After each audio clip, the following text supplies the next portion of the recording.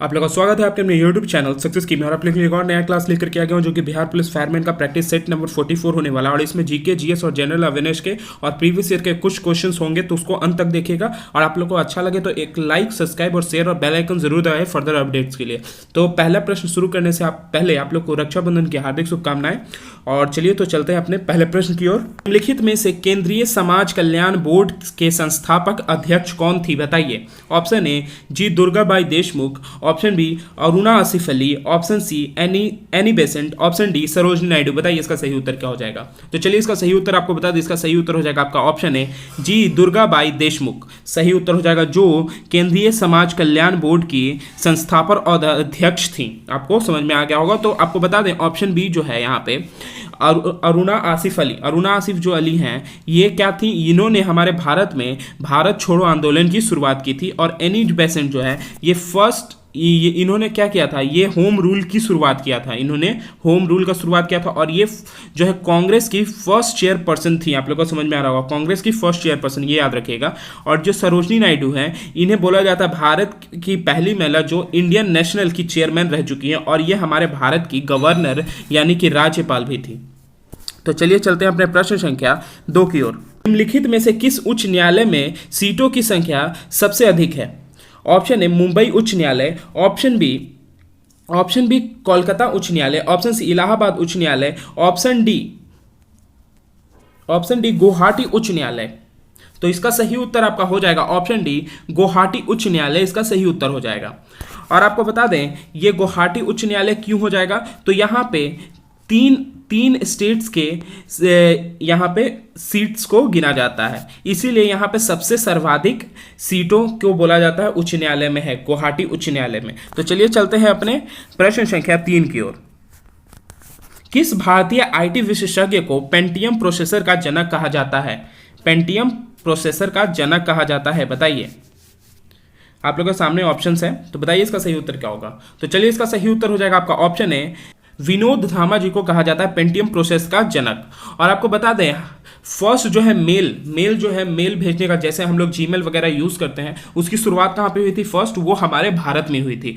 और first male जो हमारे भारत में किस कंपनी के द्वारा शुरू किया गया था, वो किया गया था हॉटमेल के द्वारा ये शुरू किया गया था। इसको याद रखिएगा, ये पूछा जाता है हमारे भारत में सबसे फर्स्ट मेल किस कंपनी के द्वारा शुरू किया था, ये हॉटमेल के द्वारा किया गया था। और ये जो हॉटमेल के जो फाउंडर थे वो उनका क्या नाम था सबीर भाटिया उनका नाम था। ये भी पूछा जाता है कि फर्स्ट फाउंडर का नाम बताने के लिए, तो उनका नाम था सबीर भाटिया।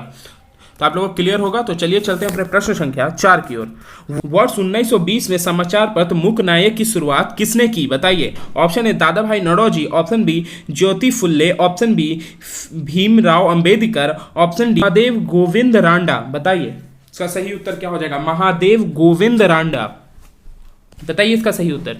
तो चलिए इसका सही उत्तर आपको बता दें। इसका सही उत्तर हो जाएगा आपका ऑप्शन डी भीमराव अंबेडकर जी ने मूक नायक समाचार पत्र की शुरुआत की थी। और दादा भाई नौरोजी जी ने कौन सी पुस्तक लिखी थी, तो इन्होंने लिखी थी, आप लोगों को प्रीवियस वीडियो में बताया था मैंने, तो इन्होंने लिखा था poverty and un British rule. इन्होंने दादा भाई नौरोजी जी ने लिखा था। और दादा भाई नौरोजी जी को क्या बोला जाता था, grand oldest man of India भी बोला जाता है।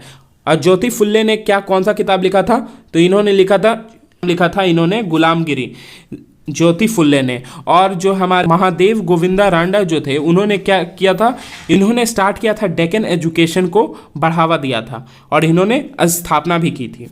आप लोग को क्लियर होगा। तो चलिए चलते हैं अपने प्रश्न संख्या 5 की ओर। निम्नलिखित में से कौन गोल्फर 2021 की श्रेणी के भाग के रूप में world golf hall of fame में शामिल किया जाएगा, बताइए इसका सही उत्तर क्या हो जाएगा। तो चलिए इसका सही उत्तर आपको बता दें। इसका सही उत्तर हो जाएगा आपको ऑप्शन डी टाइगर वुड्स को शामिल किया जाएगा गोल्फ हॉल ऑफ फेम में। टाइगर वुड्स को शामिल किया जाएगा। तो चलिए चलते हैं अपने प्रश्न संख्या 6 की ओर। दक्कन जल संधि किसके मध्य में स्थित है, बताइए। दक्कन जल संधि के बारे में यहाँ पे पूछा जा रहा है तो इसका सही उत्तर आपका हो जाएगा दक्षिण अंडमान और छोटा अंडमान में होता है दक्कन जल संधि। और आपको इसके बारे में थोड़ा आपको क्लियर में बता दूं, जो यहाँ पे आपका हो गया ये लक्ष्य अंडमान और निकोबार हो गया, ये अंडमान हो गया हमारा और ये हो गया निकोबार। तो ये हमारा बीच में ये जो होता है, ये जो अंडमान और निकोबार को बांटता है, तो उसको क्या बोलते हैं, यहाँ पे होता है हमारा 10 डिग्री चैनल होता है, 10 डिग्री चैनल होता है। और ये अंडमान को जो बीच में बांटता है उसका क्या नाम हो जाता है, तो एक हो जाता है हमारा ग्रेट अंडमान, ये हो जाता है हमारा ग्रेट अंडमान और ये हो जाता है हमारा लिटिल अंडमान।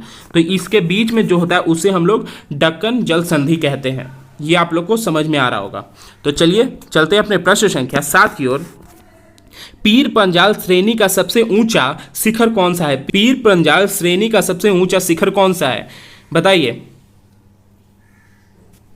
तो इसका सही उत्तर हो जाएगा आपका ऑप्शन ए, इंद्रसेन पर्वत। इंद्रसेन पर्वत इसका सही उत्तर हो जाएगा। तो चलिए चलते हैं अपने प्रश्न संख्या 8 की ओर। जो प्लास्टिक गर्म होने पर आसानी से विकृत हो जाए उन्हें किस नाम से जाना जाता है, बताइए। और इसका सही उत्तर क्या हो जाएगा, तो चलिए इसका सही उत्तर आपको बता दें। इसका सही उत्तर हो जाएगा आपका ऑप्शन बी, थर्मोप्लास्टिक। जो आसानी से विकृत हो जाए उसे हम लोग थर्मोप्लास्टिक से जानते हैं। और थर्मोसेटिंग क्या होता है, थर्मोसेटिंग यह होता है जो प्लास्टिक जिसे हम पिघला दें लेकिन वो तुरंत सॉलिड में कन्वर्ट हो जाए उसे हम लोग थर्मोसेटिंग प्लास्टिक कहते हैं। और थर्मोप्लास्टिक उसे बोलते हैं जिसे हम पिघलाएं लेकिन वो एकदम अच्छी तरह से खत्म हो जाए, उसे हम लोग थर्मोप्लास्टिक कहते हैं। तो चलिए चलते हैं अपने प्रश्न संख्या 9 की ओर। मैथन बांध किस राज्य में स्थित है? मैथन बांध किस राज्य में स्थित है? Option A Chhattisgarh, option B Jharkhand, option C Orissa, option D Madhya Pradesh, बताइए इसका सही उत्तर क्या हो जाएगा। तो चलिए इसका सही उत्तर आपको बता दें। इसका सही उत्तर हो जाएगा आपका ऑप्शन बी, झारखंड। झारखंड में मैथन बांध स्थित है और ये मैथन बांध झारखंड में है। और तो झारखंड में कहाँ पे है, तो झारखंड में हमारा हो जाता है ये धनबाद में, धनबाद में हो जाता है। और धनबाद को क्या बोला जाता है, धनबाद को बोला जाता है कोल कैपिटल ऑफ इंडिया के नाम से हम लोग जानते हैं। और ये बांध किस नदी के ऊपर बना हुआ है, तो ये बना हुआ है बड़ाकर नदी पर ये बना हुआ है। आप लोगों को समझ में आ रहा होगा। तो चलिए चलते हैं अपने प्रश्न संख्या 10 की ओर। निम्नलिखित में से कौन सी दक्षिण भारत की सबसे लंबी नदी है, बताइए। निम्नलिखित में से कौन सी दक्षिण भारत की सबसे लंबी नदी है, बताइए। नर्मदा, तुंगभद्रा, गोदावरी, कृष्णा, बताइए। तो चलिए इसका सही उत्तर आपको बता दें। इसका सही उत्तर हो जाएगा आपका ऑप्शन सी, गोदावरी। गोदावरी नदी दक्षिण भारत की सबसे लंबी नदी है। और इसकी लंबाई कितनी है, तो इसकी लंबाई हो जाती है 1465 किलोमीटर। 1465 किलोमीटर इसकी लंबाई हो जाती है। और ये कहाँ से निकलती है, गोदावरी नदी। हमारी गोदावरी नदी जो है नासिक से, उसके बाद त्र्यंबकेश्वर को होते हुए वो बांग्लादेश के खाड़ी में गिर जाती है। आप लोगों को समझ में आ रहा होगा। तो चलिए चलते हैं अपने प्रश्न संख्या 11 की ओर। धार्मिक संस्थाओं से राज्य को अलग करने की वकालत करने वाले व्यक्ति को डैश कहा जाता है, बताइए क्या हो जाएगा इसका सही उत्तर। आप लोगों के सामने ऑप्शंस हैं। तो इसका सही उत्तर हो जाएगा आपका ऑप्शन बी।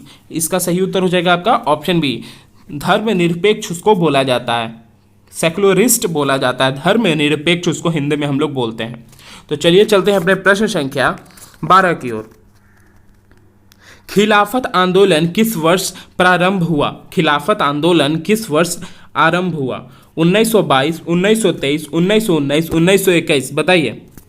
तो चलिए पहले आपको बता दें, इसका सही उत्तर हो जाएगा आपका ऑप्शन सी, 1919 में खिलाफत आंदोलन की शुरुआत हुई थी। और 1922 में किस चीज़ की शुरुआत हुई? 1922 में चौरी चौरा हत्याकांड की शुरुआत हुई थी। और 1923 में क्या हुआ था?